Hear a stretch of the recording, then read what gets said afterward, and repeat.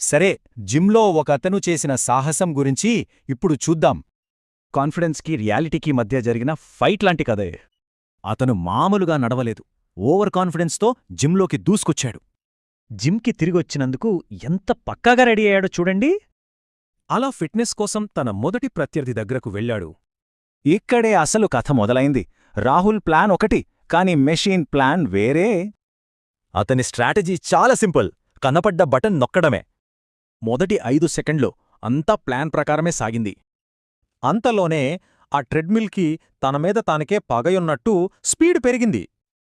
ఆ దెబ్బకి రాహుల్ వెనక్కెగిరిపడ్డాడు. అంతే, ఆగకుండా నేలమీద దొల్లుకుంటూ వెళ్ళిపోయా.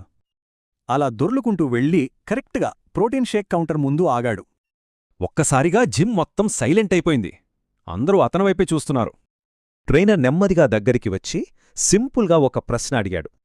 దానికి రాహుల్ కింద పడుకొనే తన ఫైనల్ జడ్జిమెంట్ ఇచ్చాడు. మన ప్లాన్స్ పూర్తిగా బెడిసికొడితే ఎంత ఫన్నీగా ఉంటుందో చెప్పడానికి ఇదొక సరదా ఉదాహరణ.